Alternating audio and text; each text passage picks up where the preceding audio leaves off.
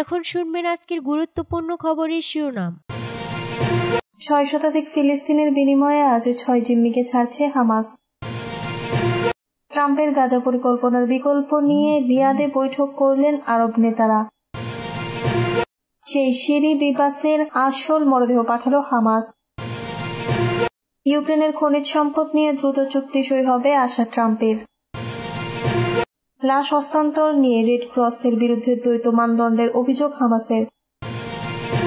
ট্রাম্পের নির্দেশে ৫,৪০০ কর্মী ছাঁটাইয়ের ঘোষণা পেন্টাগনের। সার্ক প্রশ্নের বাংলাদেশকে সন্ত্রাসবাদ নিয়ে সতর্ক করেছে ভারত। 6 শতাধিক ফিলিস্তিনের বিনিময়ে আজ 6 জিম্মিকে ছাড়ছে হামাস। 602 ফিলিস্তিনের বিনিময়ে 6 ইসরায়েলি জিম্মিকে মুক্তি দেবে ফিলিস্তিনের স্বাধীনতাকামী গোষ্ঠী হামাস। যুদ্ধবিরতি চুক্তির আওতায় 7ম দফায় শনিবার তাদের মুক্তি দেওয়া হবে। কাতার ভিত্তিক সংবাদ মাধ্যম আল জাজিরা ও ভারতের সংবাদ মাধ্যম এনডিটিভি তাদের এক প্রতিবেদনে এই খবর জানিয়েছে। সংবাদ মাধ্যম দুটি জানায় যে 6 ইসরায়েলি জিম্মিকে মুক্তি দেওয়া হবে। হামাস তাদের নাম প্রকাশ করেছে। হামাসের প্রকাশিত তালিকায় রয়েছে এলিয়া কোহেন, ওমের শেমটভ, তাল সোহাম, ওমের কার্ট, হিসাম আল সায়েদ এবং আভেরা মুঙ্গিস্টো। তাদের মধ্যে মেঙ্গিস্টো এবং আল সায়েদ গাজায় 1 দশক আগে প্রবেশ করেছিলেন এবং সেখানেই আটক ছিলেন। শুক্রবার এক বিবৃতিতে গাজার কর্তৃপক্ষ জানায় 15 জানুয়ারির যুদ্ধবিরতি চুক্তির পর থেকে 350টিরও বেশি চুক্তি লঙ্ঘন করেছে ইসরায়েল। লঙ্ঘনের তালিকায় আছে গাজা উপত্যকার পূর্ব সীমান্তে ইসরায়েলি সেনাদের অনুপ্রবেশ, বিমান ও ড্রোন হামলা এবং সরাসরি গুলি বর্ষণ। ট্রাম্পের গাজা পরিকল্পনার বিকল্প নিয়ে রিয়াদে বৈঠক করলেন আরব নেতারা।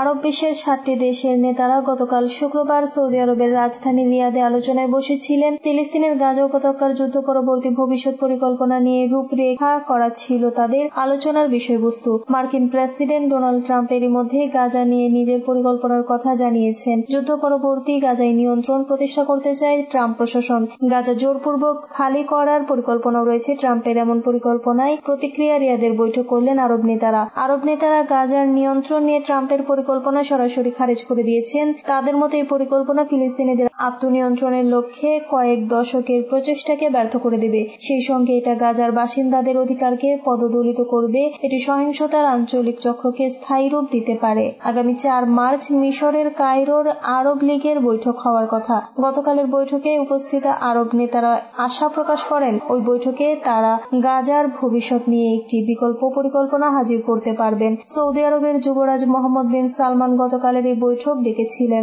বৈঠকে অংশ নিয়েছেন জর্ডানের বাদশাহ দ্বিতীয় আব্দুল্লাহ, মিশরের president Abdel Fattah al Sisi, কাতারের আমির Sheikh Tamim bin Hamad al Thani, সংযুক্ত আরব আমিরাতের president Sheikh Mohammed bin Zayed al Nahyan, কুয়েতের আমির শেখ মেশাল আল আহমদ আল সাবা এবং বাহরাইনের যুবরাজ সালমান বিন হামাদ আল খলিফা।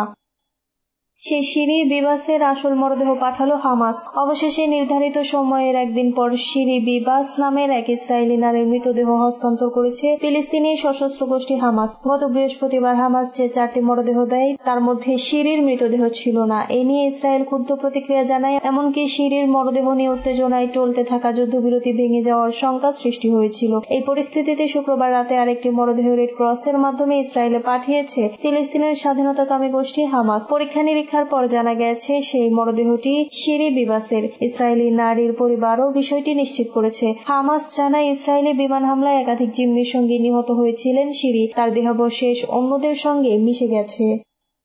ইউক্রেনের খনিজ সম্পদ নিয়ে দ্রুত চুক্তি সই হবে আশা ট্রাম্পের। ইউক্রেনের প্রেসিডেন্ট ভলোদিমির জেলেনস্কি দ্রুত এই দেশটির খনিজ সম্পদ নিয়ে যুক্তরাষ্ট্রের সঙ্গে একটি চুক্তিতে উপনীত হবেন বলে আশা করেছেন মার্কিন প্রেসিডেন্ট ডোনাল্ড ট্রাম্প। গতকাল শুক্রবার ওভাল অফিসে খনিজ সম্পদ নিয়ে ইউক্রেনের সঙ্গে চুক্তির অগ্রগতি বিষয়ে জিজ্ঞাসা করা হলে ট্রাম্প বলেন, আমরা একটি চুক্তি সই করতে যাচ্ছি, আশা করি যত দ্রুত সম্ভব। এ নিয়ে আলাদা করে গতকাল এক ভিডিও বার্তায় জেলেনস্কি বলেন, ইউক্রেন লাশ হস্তান্তর নিয়ে রেড ক্রসের বিরুদ্ধে দ্বৈত মানদণ্ডের অভিযোগ হামাসের। গাজায় আন্তর্জাতিক রেড ক্রস কমিটির বিরুদ্ধে ইসরায়েলি ও ফিলিস্তিনিদের লাশ হস্তান্তর নিয়ে দ্বৈত মানদণ্ড প্রয়োগের অভিযোগ তুলেছে হামাস। তুরস্কের রাষ্ট্রীয় সংবাদ মাধ্যম আনাদুলু এজেন্সি তাদের এক প্রতিবেদনে খবর জানিয়েছে। খবরে বলা হয়, গতকাল শুক্রবার হামাস পরিচালিত গাজার সরকারের মিডিয়া অফিসের পরিচালক ইসমাইল আল তাওয়াবা সামাজিক মাধ্যম এক্সে এই অভিযোগ তুলেছেন। তিনি বলেন, যেখানে রেড ক্রস ইসরায়েলি জিম্মিদের মরদেহ গ্রহণের সময় সশস্ত্র আনুষ্ঠানিকতা দায়িত্বশীলতা পালন করে, সেখানে ফিলিস্তিনি শহীদদের মরদেহ নীল ব্যাগে ভরে ট্রাকের মধ্যে মানবিক মর্যাদার মূল বিষয়গুলো ছাড়াই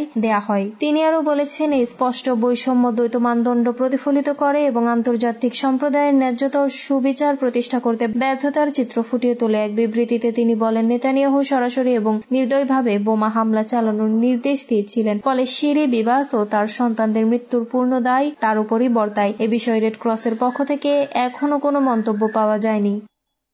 ট্রাম্পের নির্দেশে ৫,৪০০ কর্মী ছাঁটাইয়ের ঘোষণা পেন্টাগনের। যুক্তরাষ্ট্রের প্রতিরক্ষা সদর দপ্তর পেন্টাগন গতকাল শুক্রবার ৫,৪০০ কর্মী ছাঁটাইয়ের ঘোষণা দিয়েছে। এতে বলা হয়েছে, প্রেসিডেন্ট ডোনাল্ড ট্রাম্পের ফেডারেল কর্মী বাহিনী কাটছাঁট করার উদ্যোগের অংশ হিসেবে পেন্টাগন এসব কর্মীকে চাকরিচ্যুত করবে। ট্রাম্পের এমন আগ্রাসী উদ্যোগের জেরে কয়েকজন রিপাবলিকান আইন প্রণেতা ক্ষুব্ধ ভোটারদের তোপের মুখে পড়ার একদিন পর পেন্টাগনে কথা জানালো। পেন্টাগন বলছে, আগামী সপ্তাহে এই সিদ্ধান্ত কার্যকর করা হবে। প্রতিরক্ষা বিভাগ থেকে প্রত্যাশা অনুযায়ী ৫০,০০০ লোকবল কমিয়ে ফেলার অংশ হিসেবে এটা করা হচ্ছে। ধারণা করা হচ্ছে, এ ছাঁটাই প্রক্রিয়া এখানেই শেষ হবে না। পেন্টাগনের শীর্ষস্থানীয় কর্মকর্তাদের একজন দারিন সেলকিন বলেন, পেন্টাগন নিয়োগ প্রক্রিয়া স্থগিত রাখবে। শেষ পর্যন্ত ৯.৫ লাখ বেসামরিক শ্রমশক্তির ৫ থেকে ৮% কমিয়ে আনবে পেন্টাগন। ইতিমধ্যে যুক্তরাষ্ট্রের কেন্দ্রীয় তদন্ত ব্যুরো FBI গতকাল সংস্থাটির ১,৫০০ কর্মীকে ওয়াশিংটনের সদর দপ্তর থেকে সরিয়ে দেশের বিভিন্ন জায়গায় বদলি করার ঘোষণা দিয়েছে। সংস্থাটির দুটি সূত্রই তথ্য নিশ্চিত করেছে। সরকারি হিসাবে FBI এর প্রতি ৪ কর্মী একজন ওয়াশিংটনে কাজ করছেন। দ্বিতীয় মেয়াদে যুক্তরাষ্ট্রের প্রেসিডেন্ট হিসেবে শপথ নেওয়ার পর ডোনাল্ড ট্রাম্প এবং তার ঘনিষ্ঠ সহযোগী উপদেষ্টা ইলন মাস্কের সরকারি চাকরিজীবীদের এমন গণছাঁটাই ভালো চোখে দেখছেন না মার্কিনিরা। সার্ক প্রশ্নে বাংলাদেশকে সন্ত্রাসবাদ নিয়ে সতর্ক করেছে ভারত। দক্ষিণ এশীয় আঞ্চলিক সহযোগিতা সংস্থার সার্ক পুনরুজ্জীবন প্রশ্নে সন্ত্রাসবাদ বিষয়ে বাংলাদেশকে সতর্ক করেছে ভারত। গত সপ্তাহে ওমানের রাজধানী মাসকাটে বাংলাদেশের পররাষ্ট্র উপদেষ্টা তৌহিদ হোসেন ও ভারতের পররাষ্ট্রমন্ত্রী এস জয়শঙ্করের বৈঠকে এই সতর্ক বার্তা দেওয়া হয়েছে। আজ শুক্রবার নয়াদিল্লিতে ভারতের পররাষ্ট্র মন্ত্রণালয়ের সাপ্তাহিক ব্রিফিংয়ে মন্ত্রণালয়ের মুখপাত্র রণধীর জয়সওয়াল এ তথ্য জানিয়েছে। ব্রিফিংয়ে এক সাংবাদিকের প্রশ্নের জবাবে জয়সওয়াল বলেন, মাসকাটে ওই বৈঠকে বাংলাদেশের পররাষ্ট্র উপদেষ্টা সার্ক পুনরুজ্জীবনের প্রসঙ্গটি তুলে ধরেছিলেন। দক্ষিণ এশিয়ার সবাই জানে কোন দেশও তার কি ধরনের কর্মকাণ্ড সার্ককে কোণঠাসা করে রেখেছে। তৌহিদ হোসেনকে জয়শঙ্কর কথাও বলেছেন, সন্ত্রাসবাদের স্বাভাবিকীকরণ করাটা বাংলাদেশের উচিত নয়। ২০১৬ সালের সেপ্টেম্বরে জম্মু কাশ্মীরের উরিতে ভারতীয় সেনাবাহিনীর শিবিরে সন্ত্রাসবাদী হামলার পর থেকে সার্ক সম্মেলনে গতি হারায়। ওই হামলার দায় পাকিস্তানের উপর চাপিয়ে ভারত তখন বলেছিল, সন্ত্রাসবাদ ও আলোচনা একসঙ্গে চলতে পারে না। আজকের ব্রিফিংয়ে বাংলাদেশের কোন উপদেষ্টার কিছু মন্তব্য নিয়েও প্রশ্ন হয়। জবাবে রণধীর জয়সওয়াল বলেন, ভারত এসব মন্তব্য নজরে রেখেছে। ওই ধরনের মন্তব্য বাংলাদেশের সঙ্গে কাজকর্মে তার প্রভাব প্রতিক্রিয়ার বিষয়েও ভারতের গোচরে রয়েছে।